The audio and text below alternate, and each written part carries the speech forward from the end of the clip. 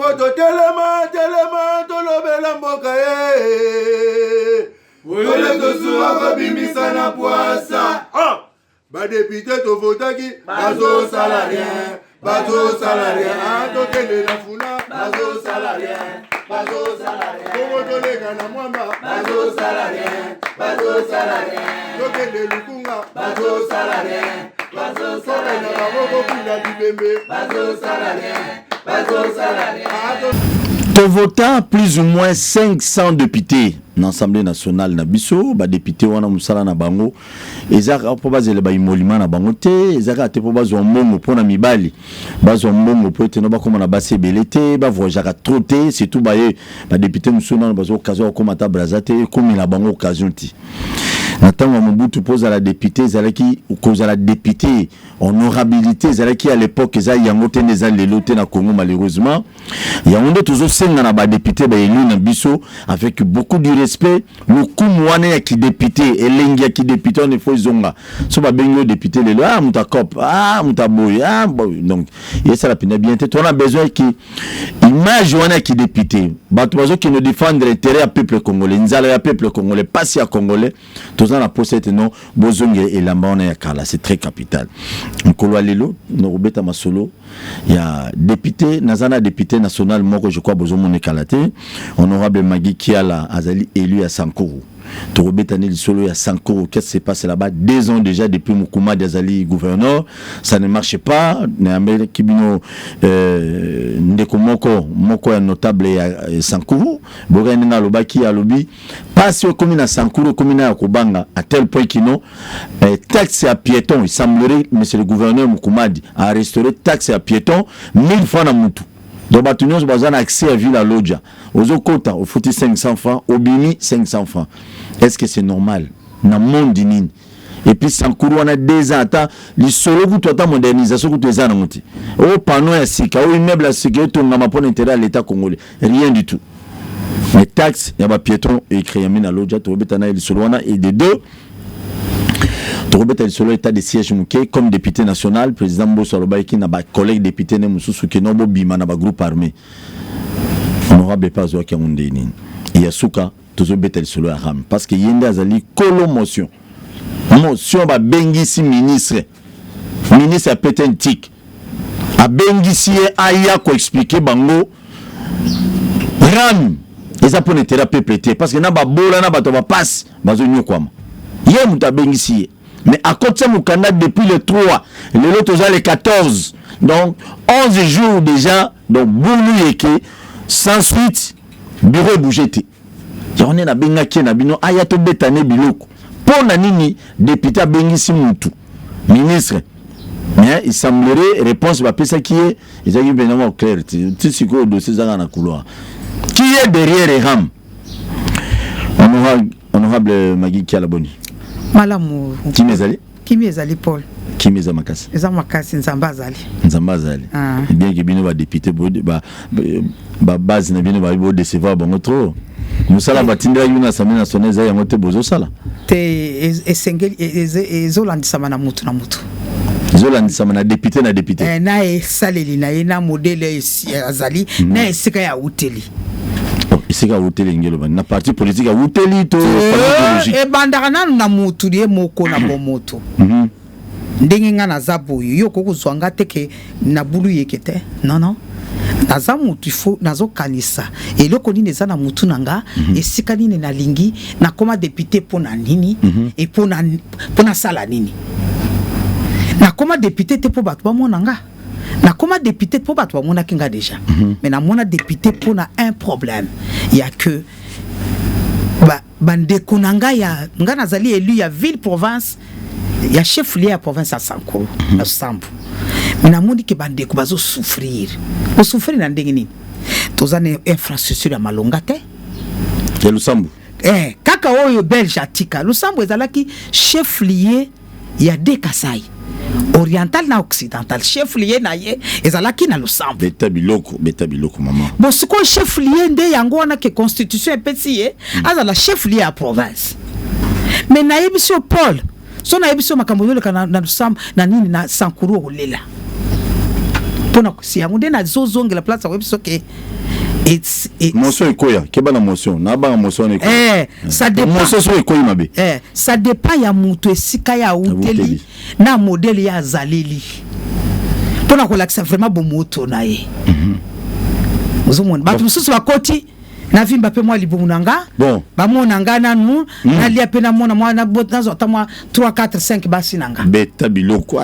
mususu pa koti beta biloko no petit yo na mona ko makasi yo penzo za bien za nsusu ozaki en tout cas kota na parti nanga petit koti na parti papa bu député mona siko mutandenge wana akoti idéologie zate boule penza ya vrai boule azana ngote ayena yeka na boule yekeka ya tiria mutandenge na kopota abotani abotaka boule yekeka alors yango nande sengeli mutu ayeba aye ko sala nini yango nde nga mususu pesa nga soni soni babenga nga honorable oka soni babenga honorable babenga nga honorable babenga nga excellence ministre honoraire.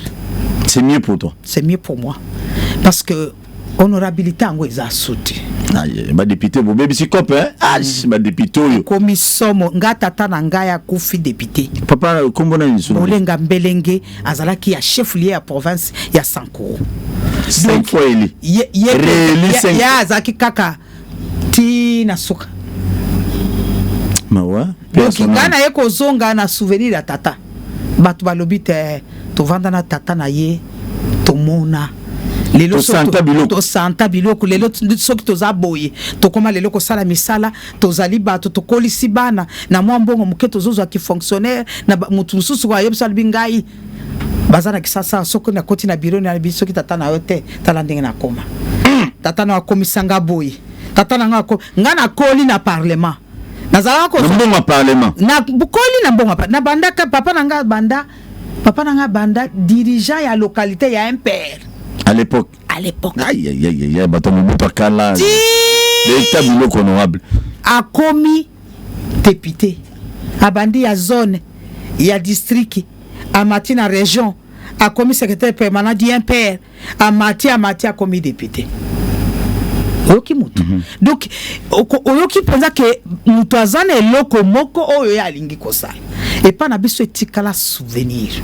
mutu nyonso ata donc batu nyonso lusambo etikala souvenir eza souvenir parce que na komi na lusambo boyoka kaka bolenga zongi bazomona papa aza koekarne na kati papa azongi eloko ngelere nga na kendeki bandeko nga balobi te mama atoza ministre na koma nazonga pe epai na biso po nazali Paul nazali mwana mwasi ya liboso na kati ya lusambu wana na Sankuru territoire wana ezwa ministre te depuis 1960 donc depuis Mobutu azalaka na papa na papa na biso aboya kine kozala ministre il était toujours député pour le belaka peuple na ye il était toujours ata ba présenter yebo mona président lobi na lingi mbaloza la ministre habité président ministre te azui collègue na mususu ya peut-être ya kole to ya loja to ya lomete turo ya yo mais ya kenda te très bien vraiment déjà Sony honorable Magui qui a la lobby to benga réacteur excellence parce que as ministre honoré to benga na biso parce qu'il donc il député yo aïe baby qui député au monter comme papa mais comme il normal bon toujours espérer qu'il y a une élection zali koya na volonté à président de la République na président na ba dirigeant c'est ka seni ba oya c'est si ba nomination boya oh non na GB to nommé batu c'est certain mutu mérité cette fois-ci de ce que je crois j'espère bien vraiment il faut mutu sera postuler à mériter na masulona honorable comme Betty Sankuru na beto bandaka wana yo za mutu ya Sankuru donc vous allez fruit à Sankuru lelo so vous allez na Assemblée nationale les apona Sankuru et puis na zape mwana mwasi moko na 14 députés ya Sankuru na zakanga moko na siège peka moko ya chef lié à province est-ce que wana ba votaka yoto ba récompensera papa bino wana discussion te ba votanga peza ba lobby boye pa na biso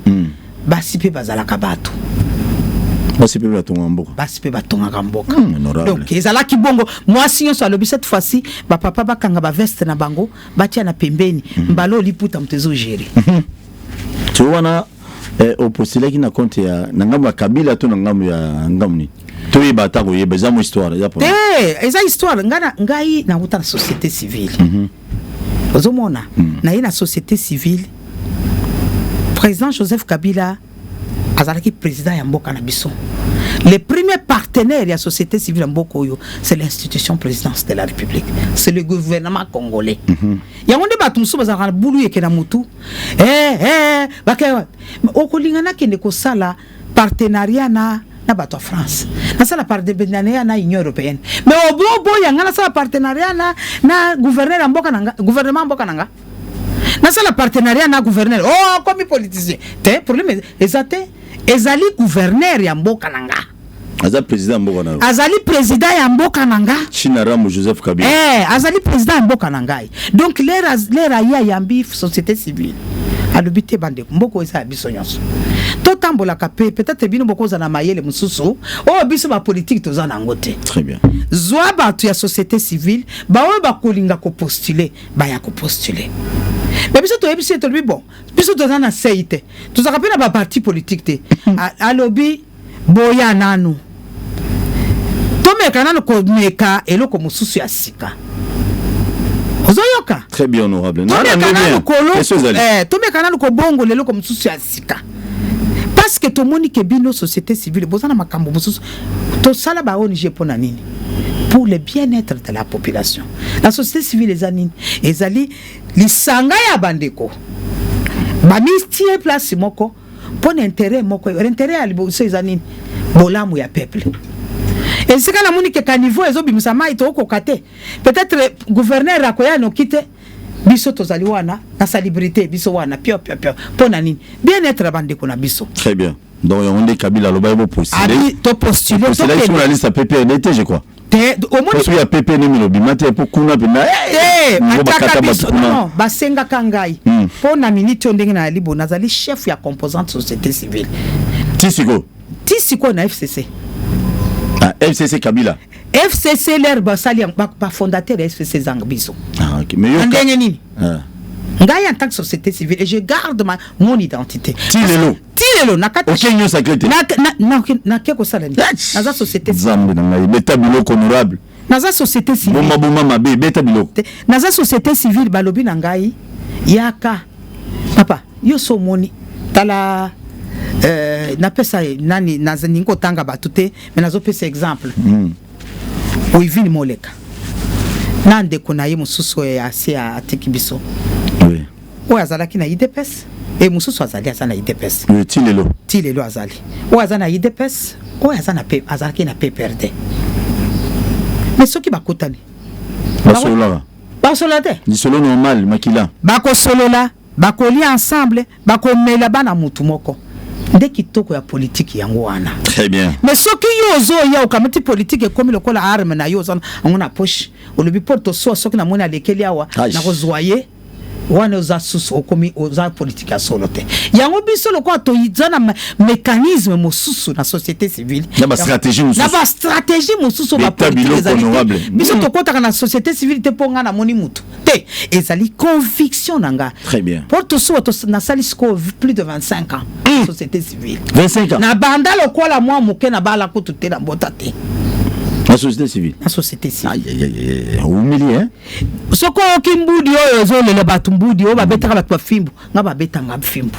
Mais les lois vivantes député en plus. Député en plus. Pona nini na landa école wana o ba bengaka ya personnalité ya loyauté. Ya conviction. Ata ba lobi oyena million soki nga naza convaincu te Paul na kolekate na. Très bien. Merci beaucoup honorable. Eza bien omoni ata Kabila na lobarin. On lit si faire attends la dernière minute à côté entend moi 2-3 disciplines bien mais c'est toi batali si faire bali yo tango ko honorable kiala lobi atikena Kabila tala yo longa ko zapete zala wana tina suka honorable to banana Sankuru 2 ans déjà que Mukumadi azali depuis Mukumadi azana Sankuru babi ba problème en problème ba changement ezalité Donc bato bamolo baba bivo mieux de kuto ami bimela ka gouverneur qui mukumadi parce que donc bazo gérer Sankuru le la bana ya nani ya le ba mikiliste. Ndoto yoki. Problème na taxe ba piéton 1000 francs na loja pour le gouverneur. Oui, loko moko esala nga pasi. Nga bato bele ba ibakiteke na zamu ta Sankuru. Na Kabila ibakite. Ayibakite. Oh, Joseph Kabila ayebaki te Sanko. Ayebaki te. Bon bando coopérer ni gabo gabo. Ayebaki ngai na société civile que nazali coordonnatrice à société civile. Et c'est en tant que tel tilelo. C'est en tant que tel. Au moins les londa koyeba kwa muta Sanko. Siko ayako yeba sima. OK. L'air ba nomenga ministre na leto uti dialogue. Balobi na dialogue na soka nango esengeli gouvernement ezala na opposition majorité na société civile. Oui. Ngande nazala ki représentant société civile na gouvernement. L'air ba nomenga makambo ya kamwe na sapo wana bandaki na bakasai tout ça o batanga ibo shabe na kati P200 te na yebi kutute mengai l'air ba yeko na ye na yokike bakotiti côté na biso na 5 mission awe pa premier ministre Chibala na le but fona kende pa na biso nazali pe mwasi ali boss oya komi ministre na place one biso to balikuwa bateke ya Kinshasa komoni Kinshasa province ya Kinshasa chef lieu na yeza na nakata Kinshasa. Donc biso nde bateke ya Sankuru. Donc na Sankuru nakati ya chef lieu ya Sankuru province donc chef lieu nango Lusambu ngana zali Mukwamputu ou azali autochtone ya chef lieu ya province Mukwamputu. Mais c'est pour la première fois nakati ya territoire wana mobimba Lusambu ministre abima depuis Congo ezala Congo ba député babima na bango mais ministre pe ya mwasi mokonga très bien donc ezala ki eloko moko lenga na Kiti Paul bato bazolela ma miso ba oya kokota zamba bazokota bazolela balubi eloko aboye saleme na note nana sali eloko amodelo Joseph Kabila China Rambo na Sankuru ba betelo maboko mais siko ozomona eloko nde mabe ya Congolais ezali kolinga ko caricaturer moto eloko wana nde zobo mabiso soki Paul yozo sala musala na yo nako sepela na yo atoza na mayele moko na ngate nako sepela po musala ozo sala izo contribuer pona ba Congolais ba fungwa mamiso bozoyoka boyoka donc ezali eloko ya mabete ezali kwa mabete ezali eloko moko ya bien nzambe akeli musapie o misapio eza na ndenge nango o aza mukuse o alandeli o kuna pe mwa mulai o pe akiti mwa muke o kuna pe atememi bazala kwa mwa garde fou boy yo lingo benda koto ya pa bendi et pesi équilibre donc musapio so musala nango musapio so sala de za rôle nango ngana ko bateke yo ifo zala ka mulai lokola nga te très bien zala pe mukuse po ko sunga pe ngai poto sala eloko babengi ko simba eloko appréhension babenga ngona li na français esengeli misapi mitano yo ezala soki moko ekatani ababengi yo handicapé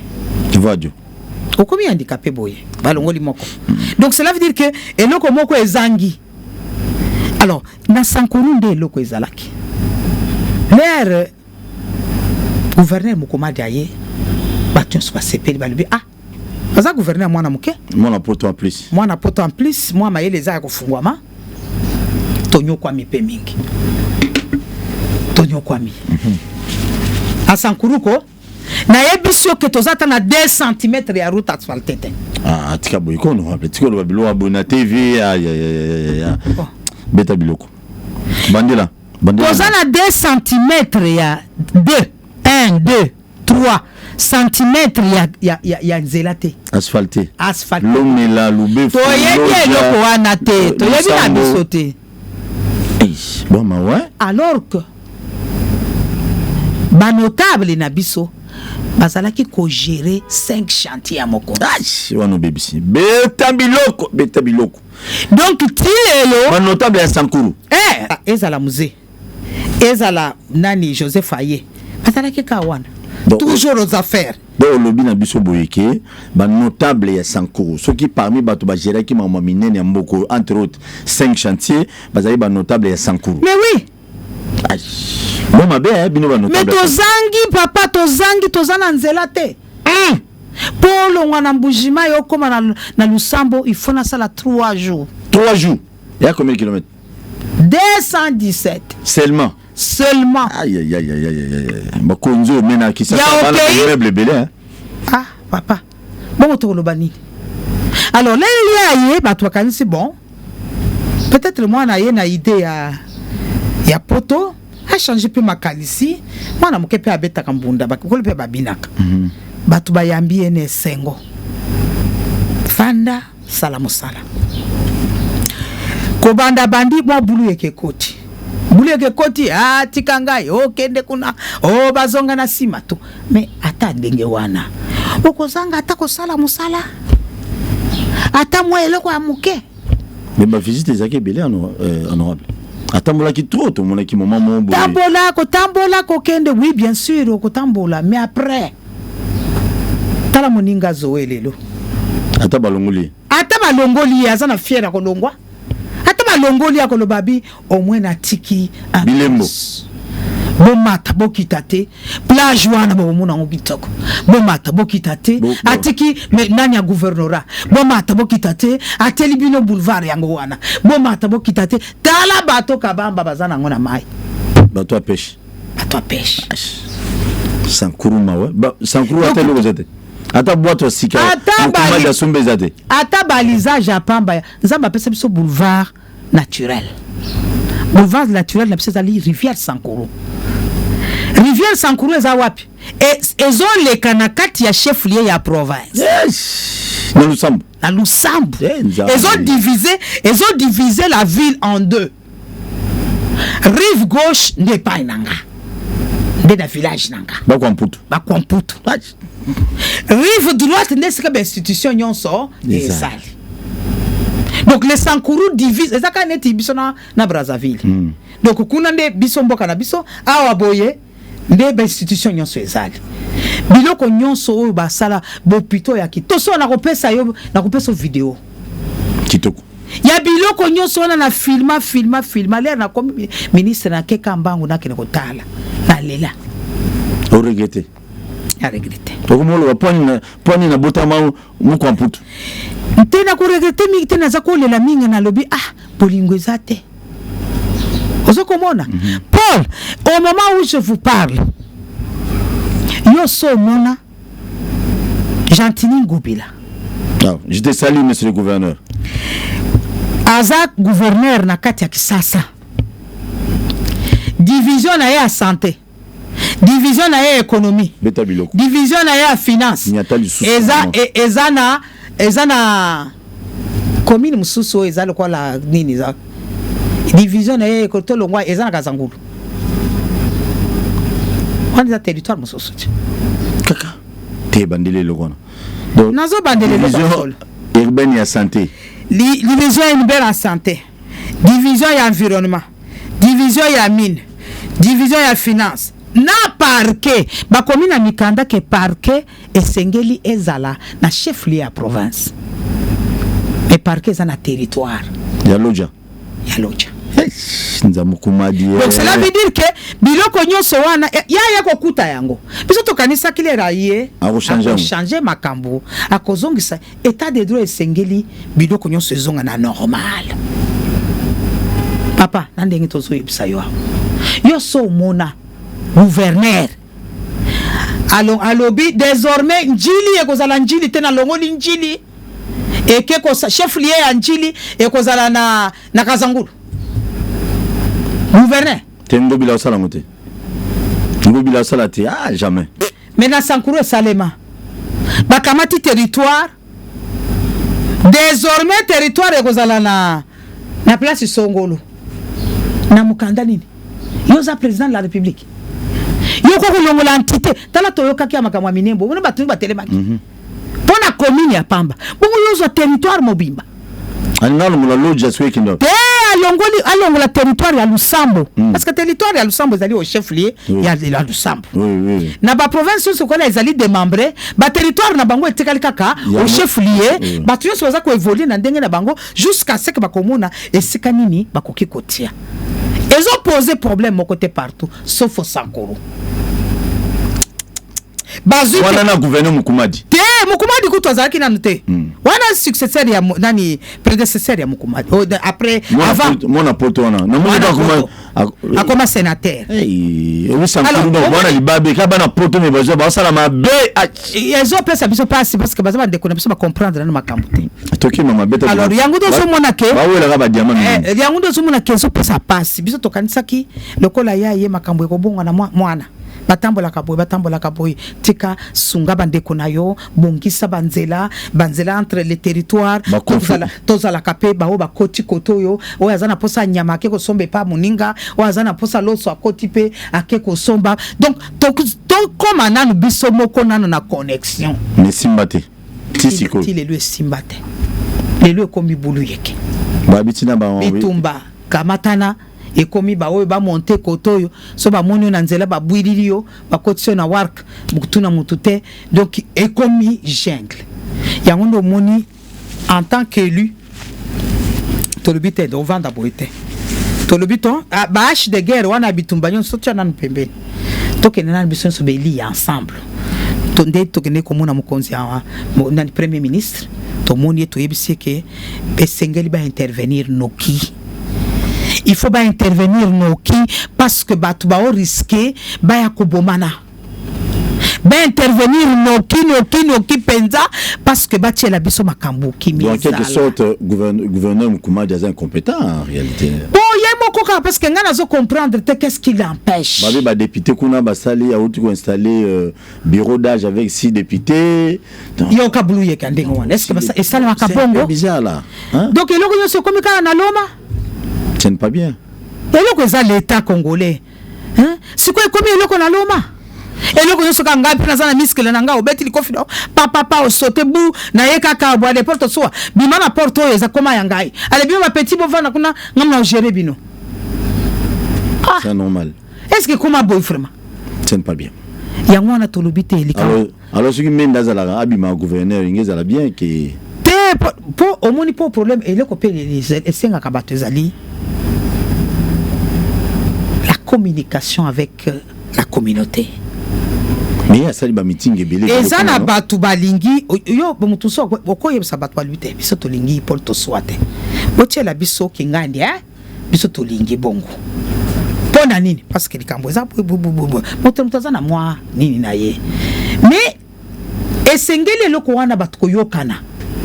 Soko bibo yo kene na kwa o sala bakaba na bulu yeke alors que zali intérêt combien monike yo kenena no otamsana na makambo poto mona na ndengo kubongisa parce que omoni Paul na auto website exemple ya tata nanga yao eloko mutu asabola mutu asala ka tikalaka mabepe mutu asala ka etikalaka osalela mutu mabe etikalaka na motema na yata moni bana na ko loba mutu wana likambo asalela ngai mais soko sali bolamu pe bakoloba bi mwana yo vraiment tata na ya sala kabisa likambo bien. Très bien.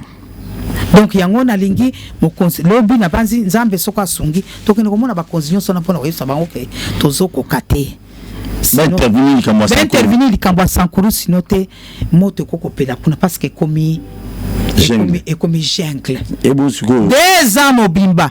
Papa ata wese apambe zate. Oh, na Sankuru. Kasi 2 ans so na bike muto atongi wese oyo kokosa. Donc Mukumadi sene lote. Akuti pe basali eloko te. Ko libiso to kanisa kile rako ya pe akosala mwa eloko. Mais yombo tilelo. Yombo kaka tisiko bezaka ka bitumba. Ba betana na yena président assemblée, ba betana makofi koto yo alobi yongaite oyo kuna matakita. Dans l'entretemps population kuna mona. Population ezokufa, mboka ezokufa malongate. Très bien. Paul, oyebi ke et par exemple kabola ka savon na 4 parties. Savon et mayo yozo sombana na 500 francs. C'est-à-dire ta sintol wana. Moi savon mayo tsokola. Ba yu wana. Et comment 500 ba 700. Bon so mutoye na sombi savon na moko. Kaboli yango 4. Yozo kama parti ngabana zo kama vaza ka parti. Na Sankuru. Na Sankuru ba problème les obi makaka. Donc savon à Rosokola 400 par 4 au nom du Père, du Fils et du Saint-Esprit. Sankuru. Bobole les kikuné Papa, banzela nyonso koki ko sala biso. Nzamba pesa biso boulevard naturel. okokota bato otina lusambo ya ngingo ndaku ya Onatra ezalaki kuna ezali susu te batu bakokaki kosala makambo bomi chef lié balobi tete ekufa potolo bake c'est pour des raisons techniques yango le toke na territoire est-ce que ça est solo parce que toke na ba province batu mususu okokuta même tribunal les autres siéger na santé mais ezali na province donc on ezali occasion pour longola tribunal botia na sika mususu. Merci. Merci beaucoup honorable Salima Ipasi dans la province ya Sankuru bakozo wa savon mowa recevoir la savon munganga au kabolongo par 4 donc mutozo ndam yo kapasi pauvreté à Sankuru c'est regrettable bino ba dirigeant yo bazotina na Sankuru misiko ba diamant bima kuna kindanga wapi parce que bateki diamant ozo bimana loja to na katakombe to wapi ça veut dire diamant wana ba oteka po mbongo il faut ba investir kana kata Sankuru mais c'est le contraire mutu na mbagi loba lobi ba mo futa mukumadi 1000 francs taxe ba piéton oboki honorable député national alobi suzuki no savon 4 morceaux savon mowa muke ba kabolongo oyazu oya est-ce que c'est normal tout ça na mboka nini vraiment bato o bazangi kibo moto so biloko bon bino dossier na bino honorable à la motion après motion à ramasalo mi balezoya honorable to qui n'est pas tout ça na ram état de siège tant que président Assemblée nationale lo bayi kino bino pe ba député ba élu ba côté kuna bobi ma peine na kata ba groupe armé mais depuis état de siège moi qui on dirait moi toto et deuxième moi ça c'est deuxième moi qui me continue kuna on dirait bah pour na likambo état de siège puis d'abord nazo encourager bandeko na biso na chef de l'état na ko féliciter na chef na ba ko féliciter fait chef de l'état pe bon na bandeko na biso bazana na front ba soda na biso ba mibali ya solo wana penza côté kuna na lobaka na bango ngabi zamba pambola bango eseke tozala pe na armée ya makasi tozala kanango apparemment ba policier na fragiliser kaya tozana armée o penza ya solo ponga na ko songa za mwana mouvancier armée beso sakana nango tina no wewe sakana nango beta biloko honorable beta biloko wana bazana kati armée bazala ki baza formé ba mibali ya solo et abulu yeketeke o petit yaka kota lata tenite eza mibali penza formé ya solo mais loko moko bacha na disposition na bango o yesengeli pour que bango pe ba se retrouver ba lobake ya solo tozo bundela oyebi Paul na solo moko ya solo beta biloko honorable osomoni mutu ape 6 mois na sacrifice na bomoto boya lobi bona tie na makala na tumbi yembeka ezamo passe moi bato basima bakisi mutu ya liboso apesa mwana na ye alobi na tumbi yembeka pona mutu eza nzambe alobi na tindi ye kaka akufa na ye ale kambeka po bato musu babika mutu ya mibale oya apesa mwana na ye eza mwasi nande akamati mwana na ya offrir ye lokwa libonza na mboka tomo tuyaso botami azana front na botami na mwasi akamati alobi bon papa yo nga na tiki yo lokwa libonza yo kengela biso na bande ko nayo donc à ce titre tozo pesa bango mokaka so isika bazali bitumba wana balonga yango po biso nde baboti na bango mutu moko te aloba te abota na mwasi azate basi c'est la biso bitumba wana parce que koboma batu modèle wana mutu aboti yo zo sala yendenge wana donc za mutu ya libabe liba na nzambe lobi honore ton père et ta mère pour que tu aies une longue vie c'est ça la parole de Dieu kasi yo zo baby sandenge wana c'est que yo za susu za satan yango tolobi na bande kuna biso baza kuna na front nzambe penza pesa bango makasi bakozi ba pesa bango ba moyen bitumba o yesila makile tangi petro ezana esika moko makile pe esilaka donc esengeli eloko wana to stopper yango nzamba pesa bango makasi bazwa pikiliki penza babunda bitumba wana balonga. Merci beaucoup honorable Ozali Kolomoso ya les motions de défiance motion ezali question orale avec question débat. Avec oui question orale avec débat bozo bengisa ministre obengisi ministre ya petentique comment nous de Kimanga Jong Kibasa Azamona papa parmi bato de pesa kala. Frédéric Kibasa. OK ça. Bon bazani de pesa kala ensemble. Le loza ministre bon comprendre. Obengisi non pour nani. Pas dossier à Ramoyo. Webi ke na bato ba kufa ba omolela. Dossier à Ramoyo na bato bazo sala ngone ti mwa bulu yeke moko na moto. Eza dossier moko makasi. Mabe makasi. Paul ngana zana mwa lipa na ngai. Olobite parce que yo lingoto nganda ku fokata katikata lipa na ngoto nganda. Beta biloko no wapi. Ash biloko ko moya déjà. Nala likana la mukina tonge bakati nga unité chwa. Oh. Nala na muki pa ngabi oh. Na M-Pesa. Nitomba mweza na M-Pesa. Wa mokata na M-Pesa. Mais Zanini, toi et moi, c'est Zanini. Oh non, nous avions envoyé, on a sensibilisé mon côté na kati ba 5 étoiles na binoa botiba tout ce qui 30 ce qui 20 oh tous sensibiliser sensibilisation ngo na et bon muto pour tout kuna est-ce qu'il y a sensibilisation bangonde ba ye ko tele misangati ya ozo vanda biso to chaka unité ya 100 francs unité nanga ya 100 francs na teka moi 0.20 nanga na pipe yo ozongisi siko ba koma kozana kama 21 yebisanga siko biso to bana kusukela wapi tabi ramazama bien rame penda tangati et puis eza pasi ngai na pesi motion na pesi question nanga oral avec débat 11 jours déjà yangoyo bobengisa kasi mutu aya ko expliquer nazo sala prérogative nanga parlementaire bobengisa ye aya bisa batu likambo nini ezo lekana beta biloko banda tozana yo banda rame bandi mbongo boni bati bazui ba million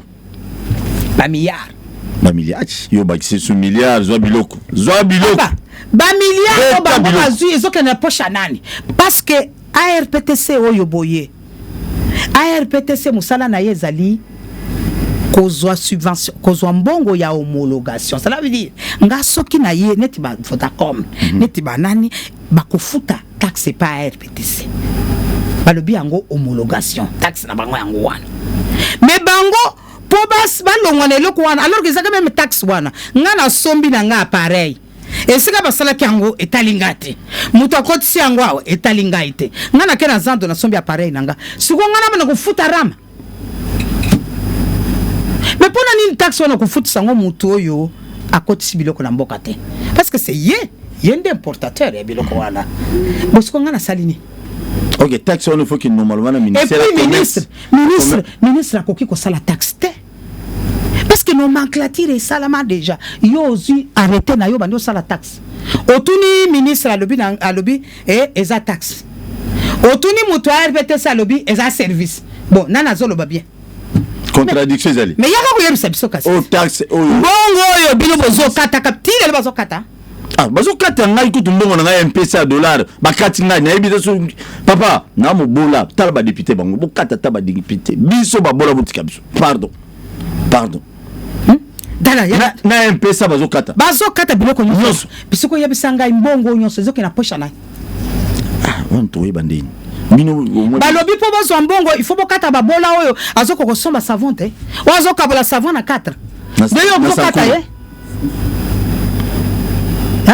beta biloko no azomona lipa 3000 francs oyo boye azomona ngoli kampu donc na sankuru so muto paso na sankuru bo muto so lipa 3000 francs ya mai eza kwa muto so ma chaussure eza bon papa bongo kune pa na biso ba boma eloko nyonso te ko keneka esika mususu chef ya province batika eloko la yole la bongo yanga epesinga méchant ngabite bon ngana zali député à Wari je suis la seule femme il faut na télé mena ko tika bongo likambo ya ramo yo.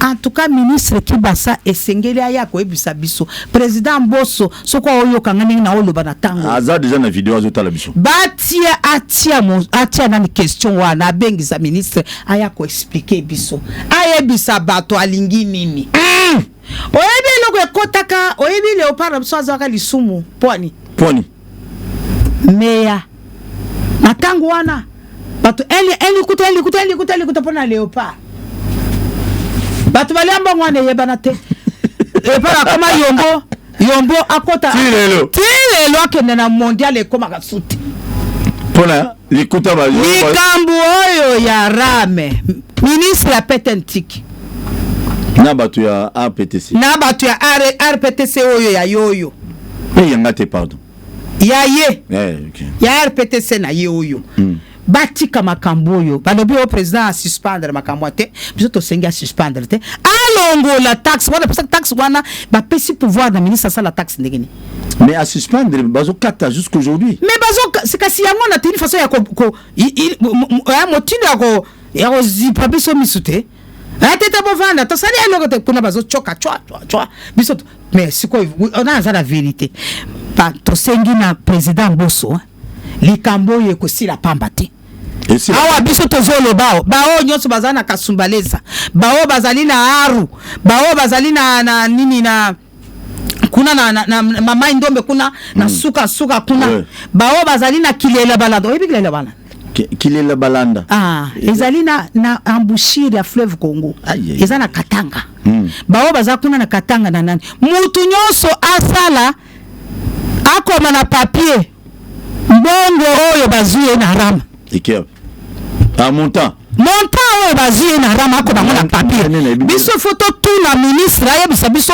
mbongo wana nyonso tu bazozwa ka tongo midi poko bazo pesa na pocha nani ya créer taxe na ndenge nini aya ko yebisa biso katete biso ndi to tuni ye question bozo ki mango ponani bati aya ngona mesa to tu na ye papa likambo nini parce que bango mibale na ye na mutu ya na ya RPTC baza na entendement mon côté balobi il semblerait que za cop moko boye baki na moi cop wana po ba installer ngo ba sa sokeli avec un sujet belge semblerait biloko ndengwana mais yaka ko chiprike biso ngote mo ozo ebisa biso yango te komi ka bulu yeke kaka te batu ba souffrir batu bazako souffrir bazo mona eloko kolia te batu bazo souffrir bazo mona passe pour na transport ba mususu kutu balonga po awa bino kokota na bus et pas so ba yebi bus couleur nango te na Lusambo waka bus a kokota langwa nana tini Lusambo Lubefu na Lubefu na bus a kokota langwa siko ba porte vous avez permis na Kabila Lusambo Sankuru na musala ni bino bino batu nyonso borena mama Kabila oyo bino badirikabe bananyo nzambe zo biloko bata Kabila bo mabe borandre Sankuru mabe donc Sankuru sali nyonso pona bango mais bango sali lo monter pona Sankuru azalaika na raison ya koloba nazata na 15 donc Kabila ma nazo na ta na 15 personnes te azaki na raison agi prophète ya mo kwa milo belabi so nazo ka ta 15 metala lelo et mona ni lelo bato Sankuru bo mitema be omoni lelo donc ta taxi na Sankuru ezala raté kaba mana minene me mabilona beta biloko taxi wa nzambe kutu asungi pe batu bakomoloka ba mwa moto na mwa vélo yo so mono lekina mutuka na village batu bazo ganga mutuka na Sankuru Sankuru nzambe mboka mende mboka ya kotombo na bino bambo nyonso baboka bino pa ba musicien mbongo bokabela ba musicien baboka bino pourquoi pas aller construire chez vous yango de to moni to ça baba ndo tonga lobi ouais lobi po te parce que lobi ba ibisa ki bango lobi mais webi lo mo sala biso passe nini susu tokena kananga na forum ya pe na makambo kamwe na sabu batu bazangi sika olala tukolo babolo na baluba ya kana ngambo bele na politicien ngana kosi ai beta biloko honorable tolala yo so moni tolala lokwa ba konzite tokolo ba député te wana ka ministre wana motel nous se plaît hotel ngo za kuteni ba hotel ba mbongo bozala na ngaba politicien kindaka wa kana na kisasa no botongaka mwana mobalo azaki kutuna réseau le bi opération tonge pa na bino. Ah oui, non, je salue quand même honorable les intambo. Au commune à cabine azana bandaku non moi bale musongo yo. So kikuna na luba wana bandaku. Mais ba député musoto kinana ba kuna ba kota kabinda. Ba luka ba flat so tel flat à $10 na kabinda. Et c'est le so une Nzambe. Mais les éléphants naé quand même ça féliciter. Ozo mona siko biloko ndengo yango to lobité. Les loko ikoti sibiso to za ta ba député. Mais dossier Ramoyo au dossier Ramoyo na lotoko kiko tikate kokolo bati kongole nyonso fwa yo kango mutu nyonso yo bakata rame mutu nyonso o bazo continuer kokata akoma na papier nombre ya mbongo na ye bakati biso fo ministre oyo aya koyebisa biso likambo nini na mbongo wana mbongo aneke wapi parce que balobi ke ezali taxe ya RPTC. RPTC oyo taxe na ye oyo dans la mission na ye ezali kaka pona ko sala eloko ba bengi édicter les normes techniques. Donc ndenge na zaboye tanga ono bien honorable tanga para wono zolo personnel ngala beta ngo bien honorable beta biloko balobi boy article 8 ya loi cadre où ils ont sa compétence dans RPTC et lobby que il faut donc RPTC a procédé yeka na homologation. Cela veut dire ndenge ba video comme ba yena biloko na bangwa n'importation ndenge ba yozo ya wana taxe wana o bazo prélever na terminaux c'est les millions. Cela veut dire ba sorti oyo bango basalaka donc sorti oyo ya bango ya ba pel na biloko bango ba yaka nango nde sika ifazwa mbongo bongo esi non azan donc bazawana bazozwa ka taxe ya muto ya importateur wana neti ba Vodacom na banani bazozwa kuna na biso batotozo kene ko somba biti papa ngana sombi appareil nanga ezala ya mabeza ya lokuta a taxe nini ngana kufuta yoko tuna taxe na muto sombi ya na kishasa te siko ngana kufuta taxe na iloko ni très bien na kufuta nani po basi pesa o taxe wana ya homologation parce que pesa yo déjà ba mi foutela on déjà ba mi foutela yo mais ce que yo komi ko dédoubler on sali pena arrêter mobimba o tie wana ya taxe bokata ka batu baninga bazana pasi okati moi 500 francs ko somba ko pof.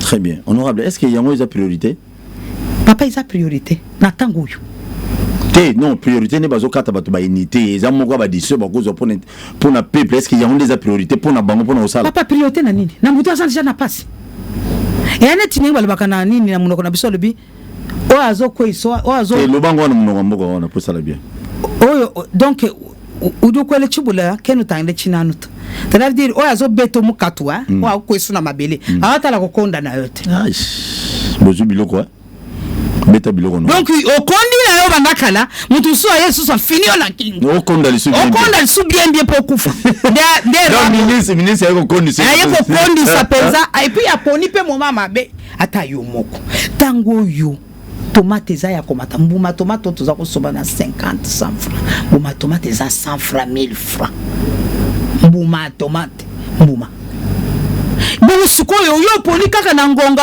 yo po ya ko charam na yo babengi salo yaka ko yebisa biso likambo arame za ndenge nini ayaka te président boso pesa la tia biloko na mesa bengi sa mutu bonga na ko yebisa te ke ministre yaka te président nanga ya parlement mutu ko bengi zaye mutu député moko apesi question na yao bongo question za likambo mutu neza na sali nanga mabete elobi bana wana nasali nanga mabete eza motuna nazotuna nasali mabete eza motuna bozo anga mabete mais eza motuna nazotuna na ye aya koyebisa na ba parlementaire donc président Bosso fungola G abe ici rapidement président Bosso fungola G déposa 11 jours yango donc de plénière salemi et le côté oyo moninga alinyaka telema po alo batali kambu kuna o likambu ya rama yebisa alibi suivez moi na bureau bongo yebisa yo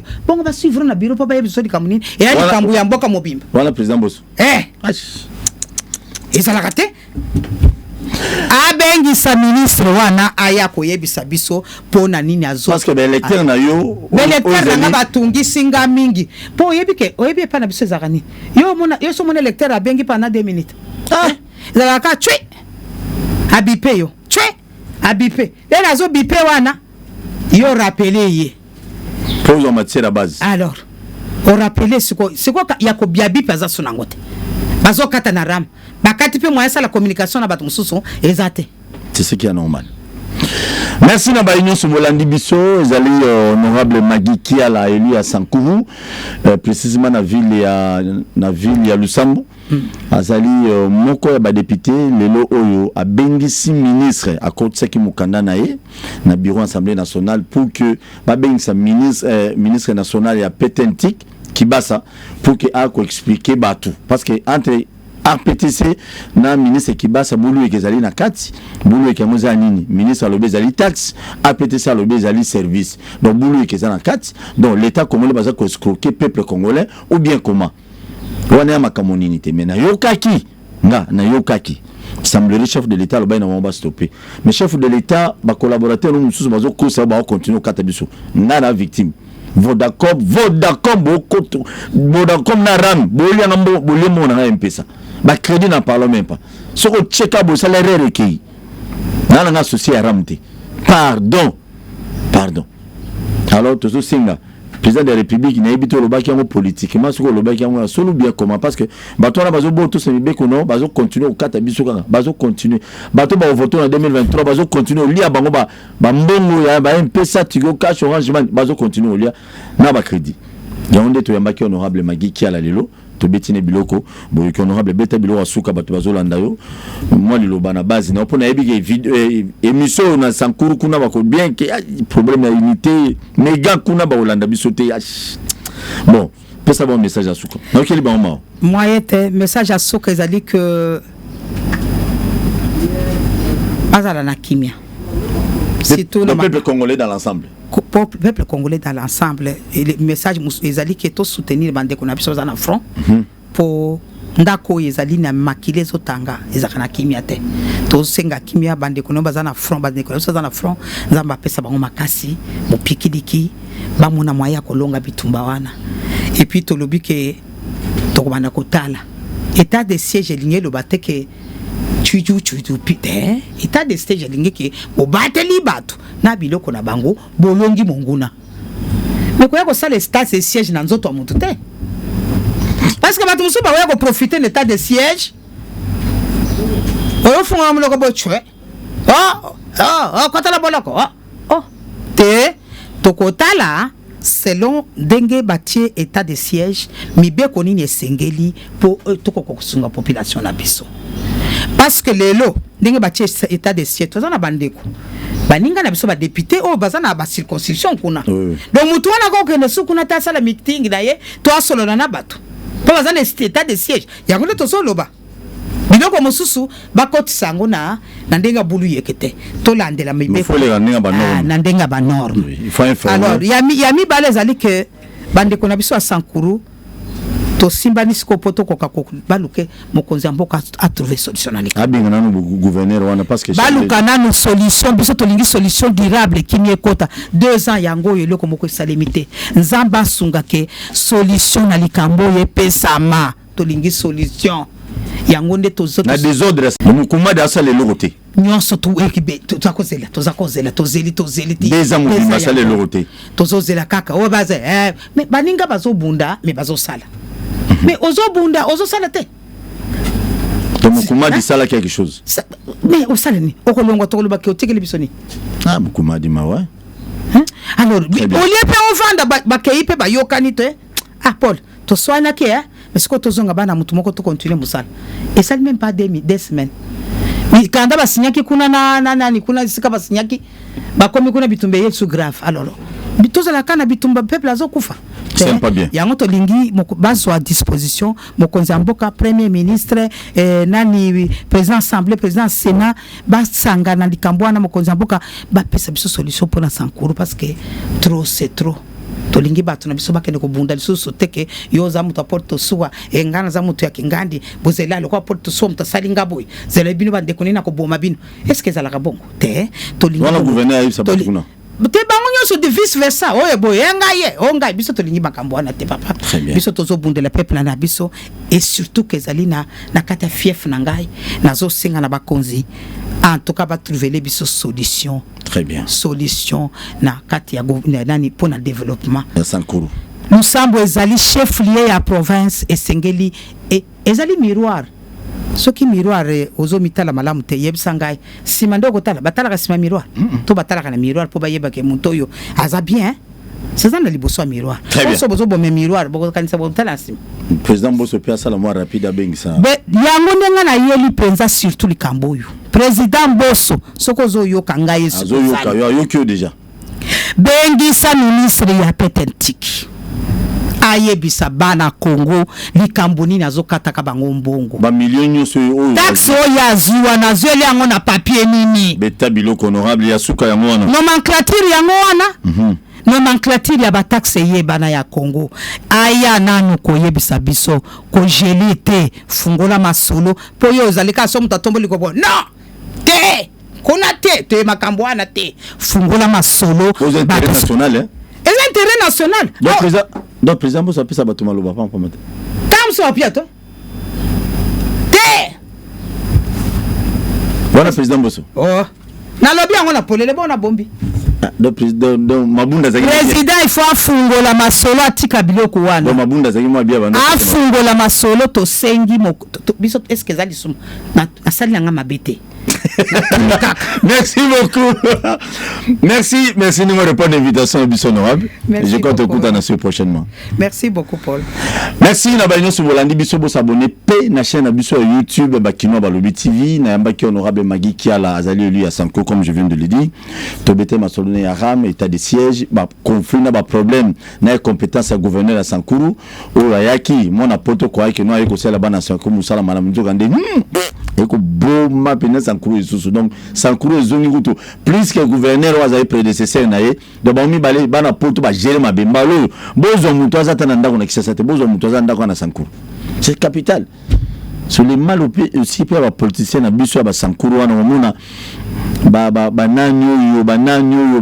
bananyo ale ba revanda bato kabila kala o ba boma pena Sankuru bien na ba conflit na bango ba olinga bolono moko mi balemisa ba mo soutenir candidat mo pa bina kuna gouverner président Félix kotina pe mutu de pesa ba tendance te bokozwa pona ngai général olenga bochena nukuna général ana mbongo na ye ana sansa kibomoto ako gérer Sankuru ana bien mais pour une année soda gérer nan et bon tout le monde o mene batuna ngai yo kingana o mukumani kumani est-ce que mukumani za pena base bon comme inango siko on a idée pesa to emo. Très bien, merci de écouter prochainement. Mot la vie na Congo to telema to lobela mboka